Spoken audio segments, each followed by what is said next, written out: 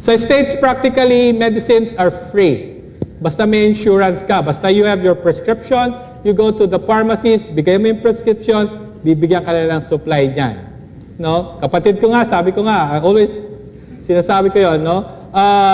Nag-visit dito kapatid ko about 2 weeks lang, last Christmas. Alam niyo ang baon na Lipitor, statins, it's good for 6 months. So, ganun sa kanila. They don't care what you do with your medicine. Diba? Sa kanila, basta ibibigay na nila yan. Profit na yan eh. Kaya pakain mo yan sa manok, wala na silang pakialam doon. Basta sa kanila, bibigyan kanila. So, what happens with a heart attack? So, ganito po yun, no? This is the heart, that's your coronary artery, that's a cross-section of the heart, no? So, tingnan natin. This is your superior vena cava, that's the inferior vena cava. So, lahat ng dugo natin na nagamit na ng katawan will go in, papasok yan dito, coming from the lower body, this one from the upper body.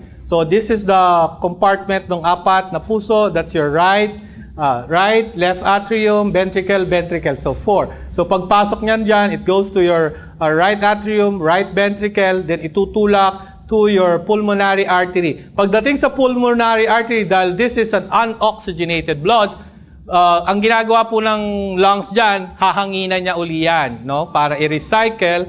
Then after that, paglabas niya from the pulmonary veins, pasok siya sa left atrium, pasa sa left ventricle, then lalabas po siya doon sa aorta. The aorta is the biggest artery, no? So yan po lalabas. So kulay green na siya. That's an oxygenated blood.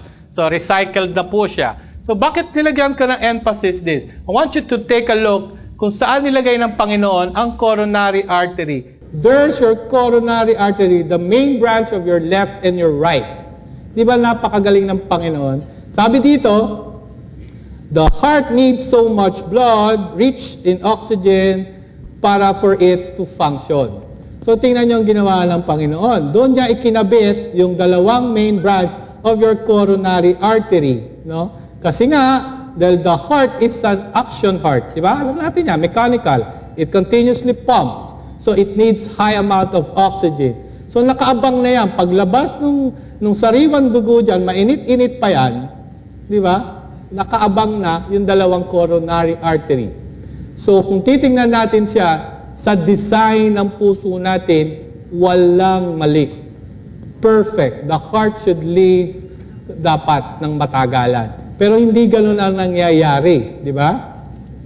Usually, walang problema sa design, ang nagkakaproblema tayo sa bara. Dahil, again, sa kagagawan natin. No? So, tingnan nyo. So, that's the impart, that's the clot, that's the bara. So, ito po yung impart, that's a dying muscle. So, wala siyang supply ng dugo. So, nangingitim po siya. Ito po yung part na yan, that causes your pain. Yan yung nagkakos ng pain. Kasi nga, pumping siya, hindi siya gumagana, so makikirot siya. If you're going to take a look, this is the circulatory of your heart. The heart is enveloped with your blood vessels. That's your main trunk. No? So, kaya pag dyan nagbarayan, that's massive. Yan sinasabi lang massive heart attack. No? A heart attack occurs when a coronary artery becomes suddenly blocked, stopping the flow of blood to the heart muscle and damaging it. Left without oxygen, the heart muscle is injured, eventually stops functioning. So, yan po yung atake. Tingnan natin, in a more animated. So, there's the clot. Tingnan natin ulit, one more time. Replay. There's the clot. There's the impart. There's the snap, the patient snap. In a matter of seconds, the patient can die of a heart attack.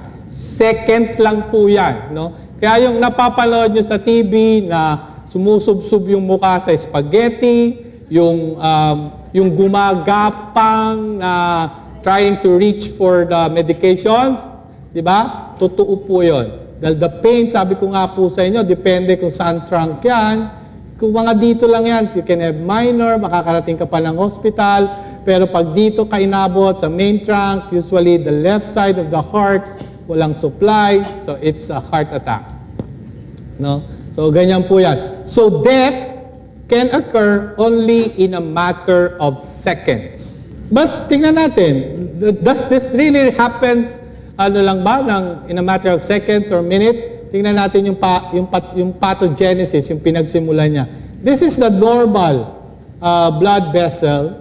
As you can see, it takes years bago yan mabuo. And then in a matter of minutes, the plaque can break. And then in a matter of seconds, you can die of a heart attack. Studies have shown that yung atake sa puso started, yung clogging of the artery starts during the mid-year of life. Ano yung mid-year? Yung ating kabataan. Yung 20 pataas. This is the time na, di ba? Wala naman sigurong hindi aamin dyan na naging abusado tayo sometime in our lives, no? I used to smoke a pack a day. Mga ganun lang ba, di ba? Sanay tayo magpuyat, nigarilyo, alak, puyat sa gabi, to the